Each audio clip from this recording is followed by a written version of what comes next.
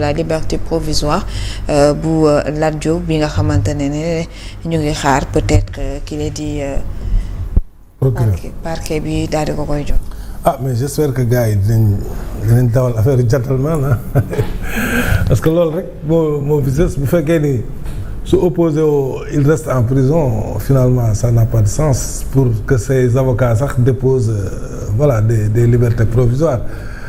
comme ni ko Moustapha Diakhaté defee moom dañ koy tëj mu ne mu woo avocat am ne bu leen déposé laissez-moi purger loolu moom defe naa ne c'est le seul à le faire au Sénégal ñu ngi koy nuyu au passage ça montre que c'est quelqu'un de très courageux quand même mais pour en revenir à Lat Diop je pense que le dossier Lat Diop sax ak ni mu débuté ak wax yi ci amoon avant provenant de Ousmane Sonko qui n'était pas encore aux affaires ñu bëri ŋàññ nañ ko parce que dafa xaw a ternir un peu wala boog mu rax tuuti politique affaire bi tey jii bu ñu demee ba yegg si fii jàpp naa ne peut-être le parquet doit s'abstenir quoi de demander mu continuer nekk prison parce que aussi sinon day am leneen lu muy nuru en fait et au fond bu fekkee ni chambre d'accusation yi dans le cadre du pôle judiciaire su fekkee ni ñoom suñu la toppul dara tu retrouves toute ta liberté kon au fond le fond du travail ñoom ñoo koy def te il me semble que ci chambre d'appel bi bu pôle financier bi lañ déposé woon lii ñoom ñoo ne mën nañ ko may liberté provisoire assortie de conditions quand même de conditions très rigoureuses parce que non seulement day am bracelet électronique mais dañ koy assigner aussi à résidence surveillée avec passeport am bi nga xam ne aussi da koy remettre donc il n'y a aucune possibilité pour lui de sortir génn dëkk bi donc je pense que war nañ ko mën a vraiment bàyyi liberté provisoire bi d'autant plus que aussi il y a une présomption d'innocence chaque jour je le rappelle présomption d'innocence boobu war nañ ci mën a dëgg bàyyi ko mu dem këram saa yu ñu ko soxlaa ñu woo ko mu ñëw comparaître bu fekkee ne nag jugement dafa am quel que soit l'issue du jugement bu fekkee ni deful dara ñu bàyyi ko mu dem bu dee def na dara ñu jëlaat ko dugal ko prison mais bu fekkee ni avec tout ce qui s'est passé antérieurement tey jii lii am parquet bi bañaat ñu bàyyiwaat ko prison bon ce serait vraiment dommage pour la justice au Sénégal et vivement Alassane wax na dëgg vivement que vraiment les recommandations yi génnoon ci ndaje moom nga xam ne président da ko jàppoon ne mooy priorité numéro 1 pour ce pays-là parce que quand même il y avait un problème de justice ici de réconcilier la justice avec loolu je pense que président waxoon na ko organiser na ndaje bi li ma xaw a jaaxal kay mooy booboog léegi aussi les conclusions tardent à être déposées sur la table du président de l'Assemblée nationale alors que booboog léegi quand même assemblée lundi day ubbi am na lu ñu fa déposé pour ñu adopté ko. politique waaw. te moom également si on se rappelle de ça ci discours à la nation bi mujjee def moom le président de la république waxoon na que ni dinañu teg li nga xamante ne moom moo di jéego yi jëm ci wàllu woowu pour ñu baral liggéey bi jëm ci assises yi jukkee woon ci wàllu yoon. justice mais buñ ko def tey jii bu fekkoon ne ci cas de figure boobu lañ nekk. duñ fi nekk di wax bu parquet opposé woo Lat Diop va rester en prison. bu ko pôle financier bi chambre d'appel bi maye liberté provisoire après day bénéficier wu liberté provisoire am donc je pense que loolu aussi il faut c'est une super priorité pour le pays bu fekkee ni bëgg nañ dëkk bi gën a stable gën a am démocratie jàpp naa ne président bi muy ñëw vraiment il était animé d'une bonne intention moo tax aussi xaarul sax pour organiser ces assises là. Mais rien ne sert d'organiser après ranger les conclusions dans les tiroirs aussi. Parce que bu demee noonu parce que bu demee noonu day mel ni tamit yow peut-être li taxoon nga def ko. Est-ce que au fond les gens vont se poser des questions en fait. Est-ce que ça t'intéresse? Voilà yow yaa ko waxoon yow sa bopp. mobiliser Sénégalais. yow sa bopp victime nga parce que poste nga defoon ñu jël la dugal la prison foofu nga génnee 15 jours après tu es devenu président de la République. Fort de cela nga organiser ko donc je pense que il faut que l'intention de départ ñu continuer ko ba nga xam ne conclusion yi ñu fa am nit ñi waxtaan ko ay borom xam-xam sénégalais yëpp fu ñu mën a jóge mu nekk consensus vraiment ñu mën koo jëmmal sous forme de loi ba nga xam ne suñu dëkk dina jóge ci jéego bi dem ci beneen jéego parce que aussi l'affaire du parquet et du procureur loolu il faut ñu dépasser ko il faut qu'on coupe le cordon entre l'exécutif et la justice te cordon boobu mooy procureur parce que procureur c'est vrai justice la bokk mais malheureusement ñii ñoo koy nommé te ñii ñoo koy jox ay instructions ñooy patron waaw tey jii nag Lat Diop ñëpp xamoon nañ digganteem ak Ousmane Sonko tout le monde le savait loolu Sénégal yëpp xam nañ ko ñëpp xam nañ li ci doxoon jàpp nañ ko ñu bëri jàpp nañ ne peut-être la ñu waxoon xaw na nu ko olof di waxee xaw na teeyal xel yi mais tey dox nañu ba ñu téye ko mu ngi bëgg a yàgg prison la Diop je me souviens presque un an presque un an ba mu def appel ay avocat def appel ba ñu may ko liberté provisoire sous condition sax parce que mun nañ noonu la sous condition bracelet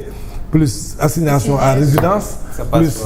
plus retrait de ton passeport loolu daanaka may ñu la dara xanaa génn bi rek dem sa njaboot ngay def parce que dootoo génn tu n'es pas libre mënoo génn di dem fu la neex donc je pense que loolu humainement sax war nañ ko mën a nangu le temps que nag ñoom ñu xóotal parce que ba léegi aussi il n'est pas condamné vraiment loolu ci màggal gi sax ñu ñaanaale ko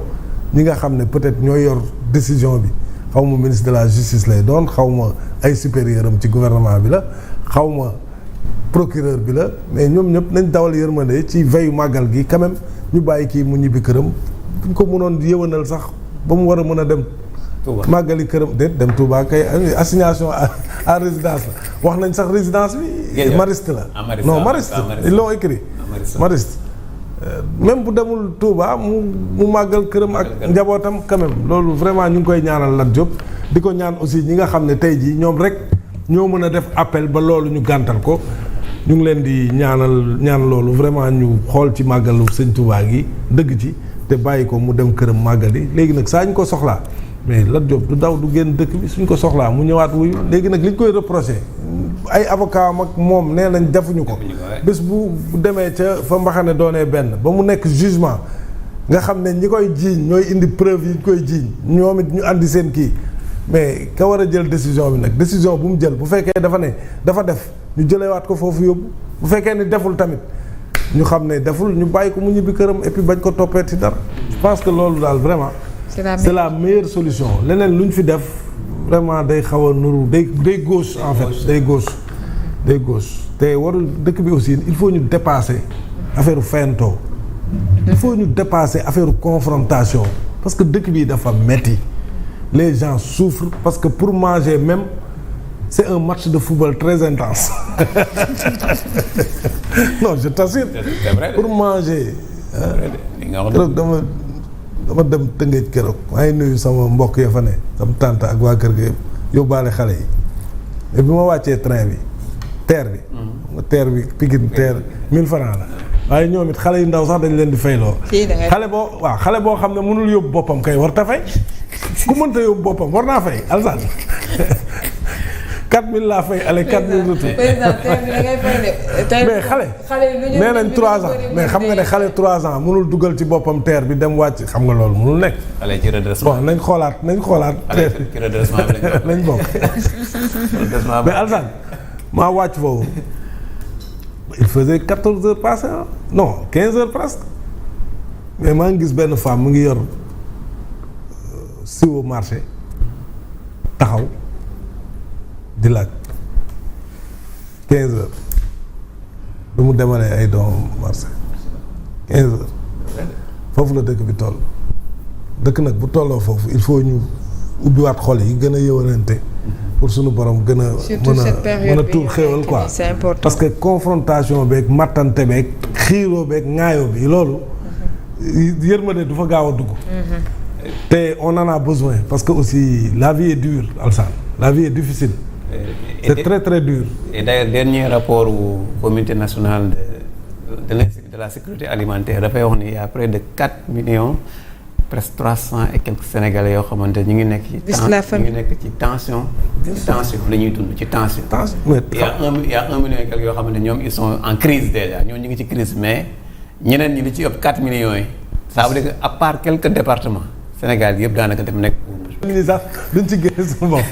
tension moom mooy yaa ngi toog di xaar ba parce que ku nekkul parce que ñi yor ba teg rek ñoo nekkul ci tension. mais su fekkee ni yow tu roules au jour le jour. mais tu es sous tension. ñooñu sax ñu ngi ci tension bu fekkee la nga dajalee teg des fois moom ngay génne pour jox ñeneen ñeegal